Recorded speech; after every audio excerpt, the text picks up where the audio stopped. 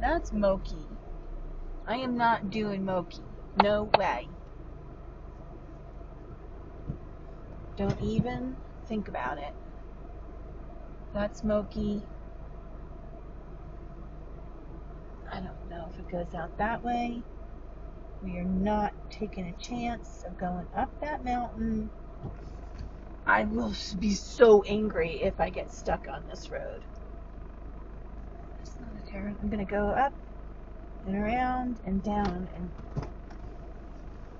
I don't like this. It would be so miserable. I'm not going up there.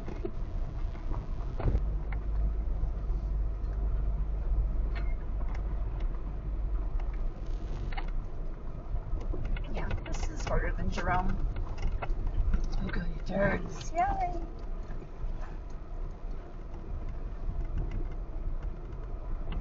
Ugh. That was a little nerve-wracking. Not because the road was not good, which it wasn't, but because I was assuming it was going to take me up around that. I don't want to go up around that. Hey, I'm Nancy, and right now I'm sitting on the rim of a canyon at Goosenecks State Park in Utah, dry camping. No hookups, just me, Willie, and about 1,000 feet of canyon dropping straight out my back door. I've been here 3 nights. I wish I could stay even longer, but I almost wasn't here at all because to get here, I drove past Monument Valley on purpose.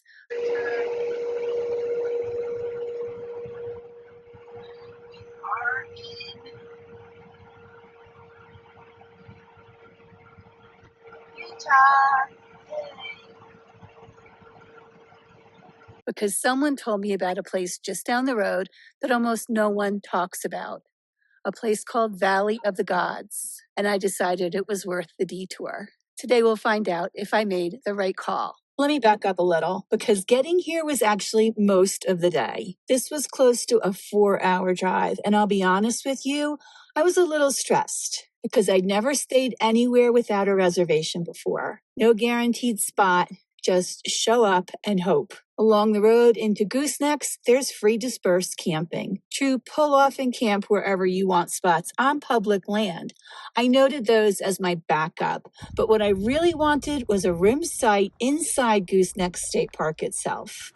No hookups, no amenities, just dry camping on the rim of a canyon. $10 a night. First come, first served, no reservation. Just show up and hope. If you've never done it, there's no confirmation email, no little wooden post with your name on it. You just drive in and find a spot that isn't already taken, and that's yours for the night, or however long you want to stay. The idea of it sounds very free and adventurous.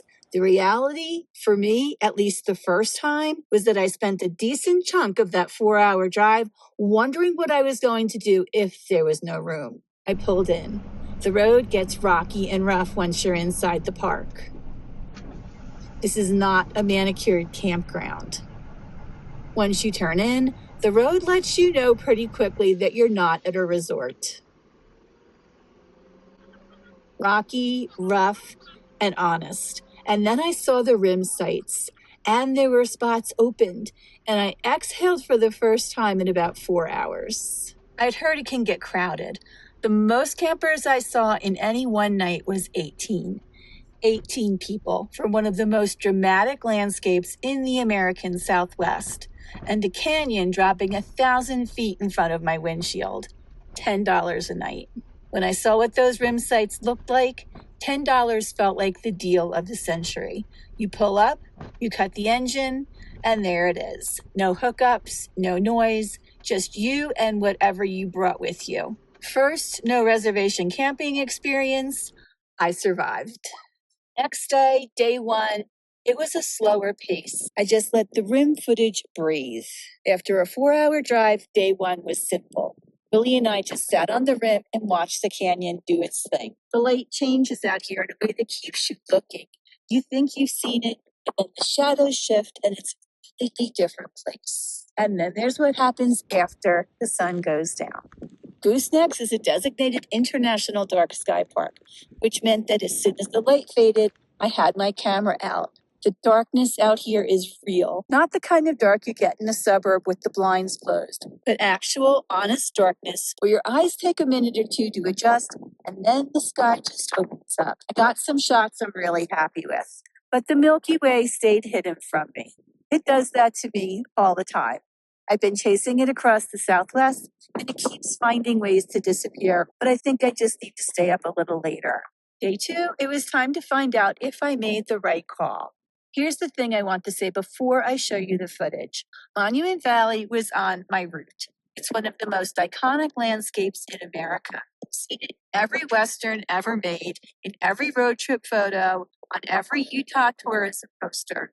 I had a beautiful view of it from my campsite. It looked like a small castle city on the horizon, like looking at Oz from a distance. And I drove past it anyway, on purpose, because someone told me about a place just down the road that almost nobody talks about. No entrance fee, no tour buses, no crowds, no ranger station, just a 17-mile loop on unpaved roads through southeastern Utah called Valley of the Gods, part of Bears Ears National Monument, and I decided it was worth the detour. Willie came along for the ride. He's a good co-pilot when the road calls for it. The drive through Valley of the Gods. I'm not going to try to narrate every mile of that drive because I have footage, and the footage does it far better than I can. What I will tell you is the feeling. It's the scale. It stops you. These formations rise out of the desert floor like they were placed there deliberately. Towering sandstone monuments with no explanation and no apology. And you're just this tiny thing driving between them on a dirt road. All right, this is a tough one. This is a real tough one because it goes down and bottoms out, and there's all kinds of. Ooh, this is a rough one. There's car parts there. I don't want my car parts to be there. Come on, go down the hill. A little bit.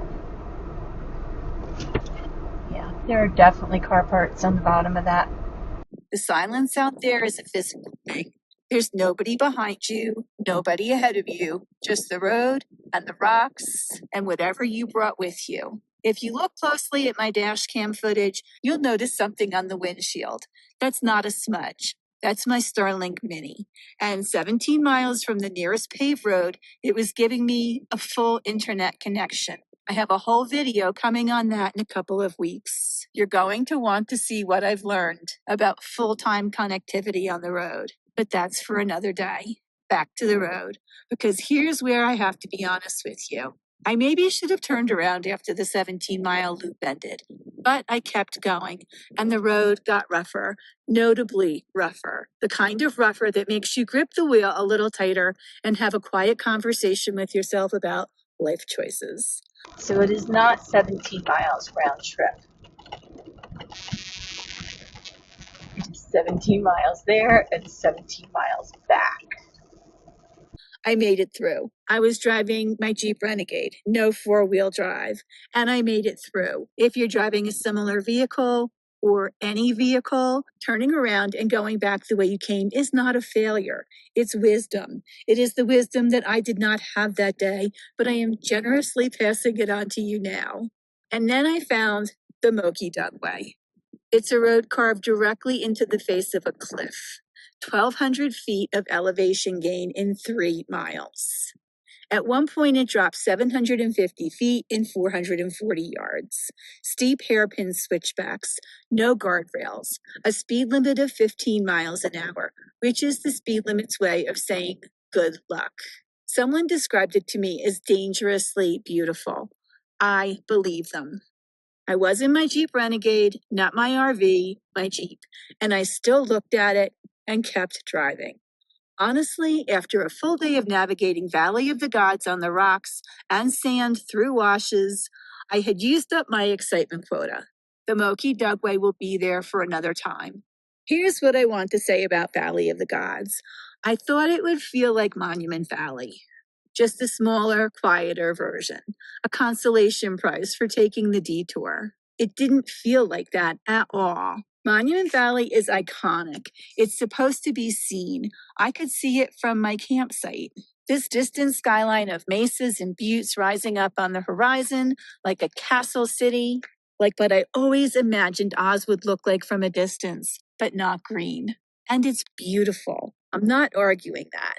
But Valley of the Gods feels like something you stumbled into, like it wasn't waiting for you. It was just there, doing its thing, whether anybody showed up or not. The formations don't perform, they just exist. And somehow that makes the scale hit differently. You're not a tourist standing at a viewpoint. You're just a person who happened to find it. Driving a dirt road between monuments that have been standing here for millions of years and will be standing here long after you're gone. There's something humbling about that, and something freeing. I came back to camp that night thinking, yeah, that was worth it. That was absolutely worth it. The next day, day 3, was a work day, but first a quick detour. Mexican Hat was about 20 minutes from Goosenecks, and if you've never seen it, it's exactly what it sounds like. A rock formation that looks like an upside-down sombrero, placed on a sandstone stem, sitting out in the middle of the desert, like it has absolutely nothing to prove. I drove the dusty washboard road around both sides, got my photos, and headed back to camp. Then I parked myself and spent the rest of the day editing and catching up on everything that piles up when you're too busy having canyon moments to be a functioning content creator. But before the day was done, there was one more thing on my list. I needed to turn my rig around. My turning radius is not small, and if the campground decided to fill up overnight, which it did, the last thing I wanted to do was to be doing a complicated multi-point turn on the rim of a canyon the next morning, with a full audience of freshly arrived campers watching my every move. So while the campground was still quiet, I executed what can only be described as a very deliberate, very careful turnaround without the Jeep attached, so I could back up if I needed to. I stuck the landing. I'm choosing to be proud of this. I'm right on the rim, and I feel like I'm closer to the rim than I was before I started, but I'm not. And tomorrow I am ready to go. There's the sun. That also meant I could hook up the Jeep that evening and have everything ready to go, which meant the next morning was simple. One last walk with Willie along the rim, the canyon in the early light, the quiet before the road starts again. That's the right way to leave a place like this. I thought Valley of the Gods was remote. I thought a 1,000-foot canyon with 18 campers and a $10 campsite was about as off-grid as this trip was going to get. I was wrong. My next stop, the Needles District of Canyonlands. And if you know, you know. If you don't, stick around, because this is where the trip shifted into something I wasn't fully prepared for. The kind of remote that makes Valley of the Gods feel like a highway rest stop. Willie's already in his spot. Subscribe so you don't miss any of our adventures, and we'll see you next week.